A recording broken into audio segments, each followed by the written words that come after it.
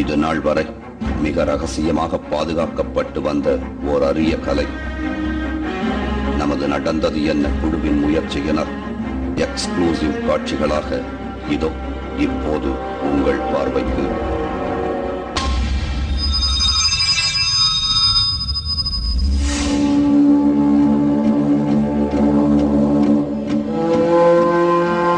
தாக்க வரும் சீடர்களை பார்த்தபடி தன் விரலை நீட்டு தடுமாறி விழுகின்றனர் ஒவ்வொருவரும்.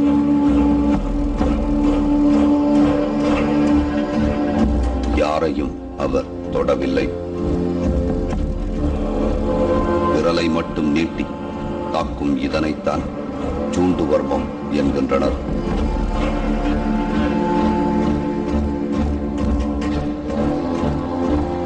விரலை மட்டும் காட்டி சிலரை சுழற்றியும் விழ வைக்கிறார் பிரகாசம் குருக்கள்.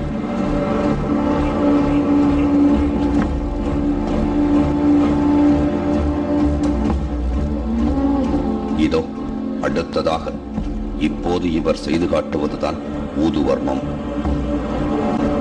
தாக்க வருபவரை பார்த்து பிரகாசம் குருக்கள் பலமாக ஊத தடுமாறி கீழே விழுகின்றனர் ஒவ்வொருவரும். இதோ இப்போது விரலையும் காட்டவில்லை, வாயால் ஊதவும் இல்லை.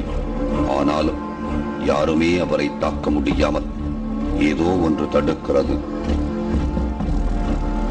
ஆம், தனது பார்வையால் எதிராளியை தாக்கி விழச் செய்கிறார் பிரகாசம் குருக்கள்.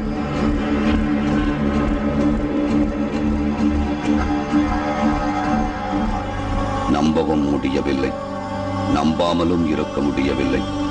நாம் ஆவலோடு தேடி வந்த நோக்குவர்மம் நம் கண்முன்னே காட்சியாக நடந்து கொண்டிருக்கிறது. சிலர் அவருடைய பார்வையை தாங்க முடியாமல் அவர் மீதே இடித்துக் கொண்டு தடுமாறுகின்றனர். பிரகாசம் குருக்களின் சூண்டு வர்மத்தை எதிர்கொள்ள முடியாமல் பலரும் திணறியது ஆச்சரியத்தை ஏற்படுத்தியது. சிலர் மயங்கி விழுந்தனர். அவர்களது வர்ம புள்ளிகளில் தட்டி சிகிச்சையும் கொடுத்து அவர்களை எழுப்பியும் விட்டார் பிரகாசம் குருக்கள்.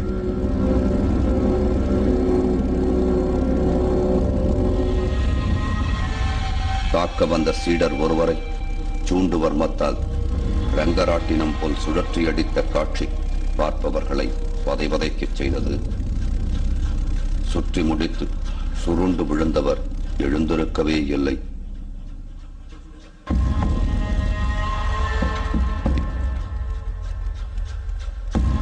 மயங்கியவருக்கும் சில வர்ம சிகிச்சைகள் நடந்த பிறகே அவர் சகஜ நிலைக்கு திரும்பினார்.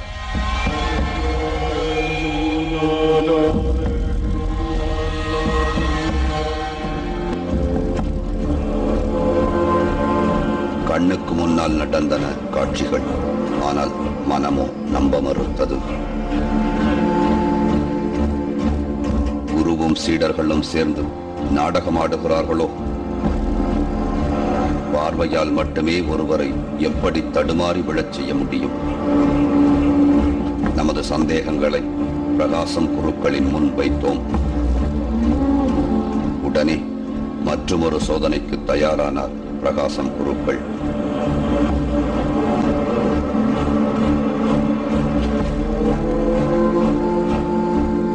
பார்வையாலேயே எதிராளிகளை வீழ்த்த முடியும் அப்படிங்கிறத நோக்குவர்மம் மூலமாக செய்து காட்டிய பிரகாசம் குருக்கள் அதற்கு தன்னுடைய சீடர்களை பயன்படுத்தினார்.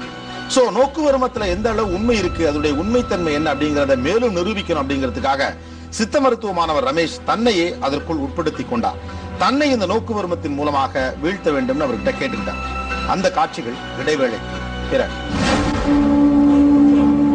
ஒரு 5 அடி 10 அடியிலும் அவர் நெருங்க முடியல.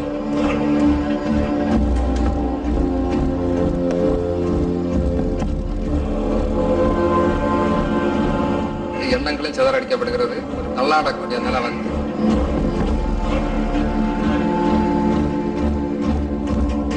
தொடர்கிறது. Welcome back to KP jewellery and gems. நடந்தது என்ன? பார்வையாலேயே எதிராளியை செயலிழக்க செய்ய முடியும் அப்படின்னு ஒருத்தர் நோக்குவர்மம் மூலமா செஞ்சு காட்டுறப்போ இதெல்லாம் சாத்தியமா அப்படிங்கிற சந்தேகம் வருது.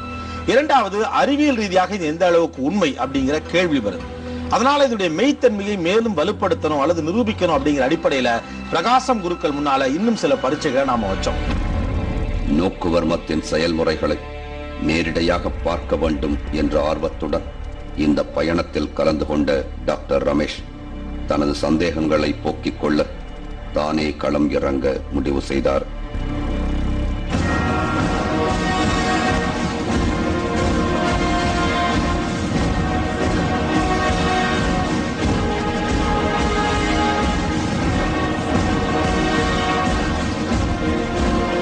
பிரகாசம் ஐயா வந்து அவருடைய சீடரை வச்சு இந்த நோக்கரம் பண்ணிட்டு இருக்காப்ல. இப்ப நான் வெளியால நான் போய் உள்ளார வந்து நோக்கரமத்தை வந்து எனக்கு செஞ்சு வாங்கி போறாங்க.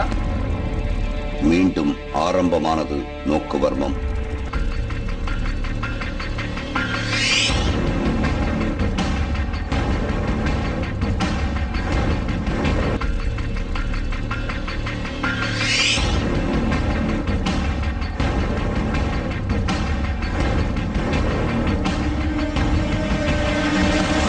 குச்சியுடன் தாக்கச் சென்ற டாக்டர் ரமேஷ் ஒரு கட்டத்தில் மயங்கியது போல் ஸ்தம்பித்து ஒரே இடத்தில் நின்றுவிட்டார்.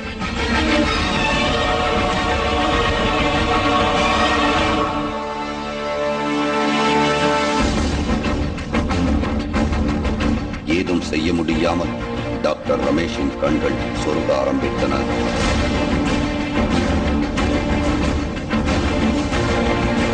நோக்குவர்மம் தன்னை என்ன செய்தது என்பதை சொல்லவே வெகு நேரம் தேவைப்பட்டது டாக்டர் ரமேஷுக்கு. அவரை ஒரு 10 அடி, ஒரு 5 அடி 10 அடியிலையும் அவரை நெருங்க முடியல. மேலும் வந்து நம்ம ரொம்ப ஃபோர்ஸா தாக்க போனோம்னா அந்த தாக்குதல் முறை வந்து நம்மளுடைய மைண்டை வந்து ரொம்ப வந்து சிதறடிச்சு ஒரு சுத்துற மாதிரி ஒரு இது மயக்கம் போடுற மாதிரி ஒரு நிலை வந்தது.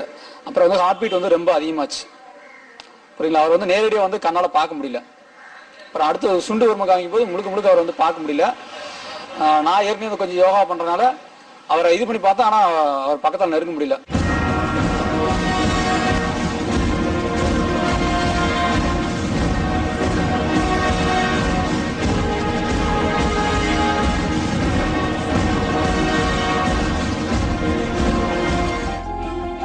ஸ்டாலின் மனோகரன் டாக்டர் புஷ்பராஜின் மகன். இவரையும் நோக்குவர்ம பரிசோதனைக்கு உட்படுத்தினோம்.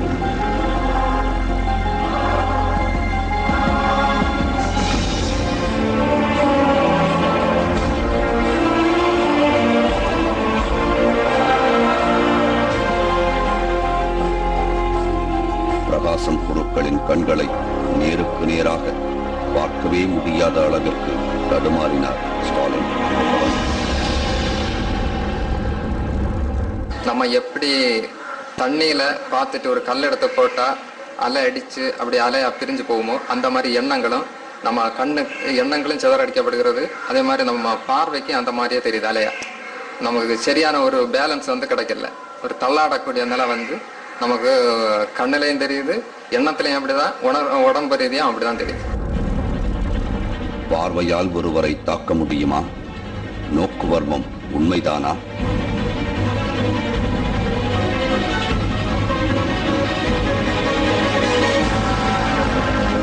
தர்க்க ரீதியிலான மனம் ஏற்க மறுத்தாலும் கண்ணுக்கு முன்னால் நடக்கும் நிகழ்வுகளை எப்படி மறுக்க முடியும்?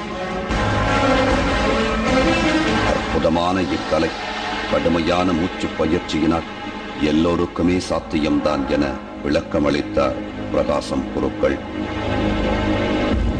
சுவாசத்தை கண்ட்ரோல் செய்து കഴിഞ്ഞാൽ நம் சுவாசத்தை கட்டுப்படுத்த தெரிந்து கொண்டால் சுப்பீரியர் பவர் நமக்கு வரும். ஒரு ஆள் நம்மை தாக்க வரும்போது இந்த சுப்பீரியர் பவரை கொண்டு நாம் அவரை அடக்கலாம். நமக்கு அயாளை சப்ரஸ் ചെയ്യാൻ.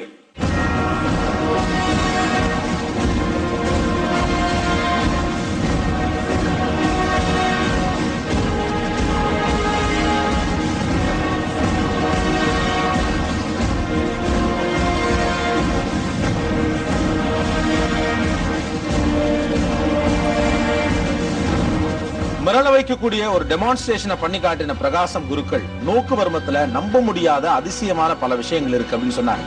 அது போக நோக்குவர்மம் மூலமாக இன்னும் பல விஷயங்களை செய்ய முடியும் அப்படின்னு ஒரு லிஸ்ட் சொன்னார். அதெல்லாம் என்ன? இடைவேளைக்கு பிறகு பேசுவோம். வீழ்த்த முடியும், வசியப்படுத்த முடியும் அப்படிங்கிற விஷயத்தை மேற்கு உலகத்துல ஹிப்னாட்டிசம் அப்படின்னு சொல்றாங்க. அதற்கு ஒரு அகாடமிக் வேல்யூ இருக்கு. அதை தாண்டி தன்னுடைய பார்வையாலே ஸ்பூனை வளைக்கிறது மாதிரியான சாகசங்களை செய்யக்கூடிய யூரி கெல்லர் இன்றைக்கும் பிரபலமா இருக்காரு.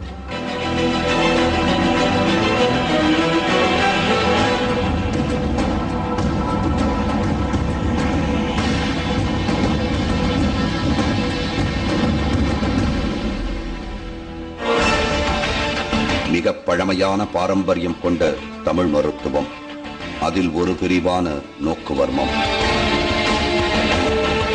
அரிதான இக்கலையை தமிழகத்தில் கற்றுத் தேர்ந்து தற்போது கேரளாவில் அதை பயிற்றுவிக்கும் அளவிற்கு நிபுணத்துவம் பெற்று விளங்குகிறார் பிரகாசம் குருக்கள். தமிழகத்தைச் சேர்ந்த சில குருக்களிடம்தான் வர்மக்கலையை தான் கற்றுக்கொண்டதாக சொல்கிறார் பிரகாசம் குருக்கள். അഗസ്ത്യമുനിയുടെ മെയ്തീണ്ടാ കാലം എന്ന് പറയുന്ന அகத்திய முனியின் மெய்தீண்டா காலம் ஒரு பிரத்யேகமான கலை. அது மேல எனக்கு இருந்த ஆர்வத்தால சின்ன வயசிலிருந்தே அதை கற்றுக்கொள்ள ஆரம்பித்தேன். 40 வருட பயிற்சியினால் நான் இப்போது சூண்டு வர்மம், நோக்கு வர்மம் இதெல்லாம் செய்யக்கூடிய நிலைக்கு வந்திருக்கிறேன். நம்ம மனம், உடல், ஜீவசக்தி, பிராணசக்தி எல்லாவற்றையும் ஒருமுகப்படுத்தினால் மட்டுமே இந்த கலையை செய்ய முடியும். இதை செய்வதற்கு மட்டுமே இந்த கலை சொல்லித்தரப்படுகிறது.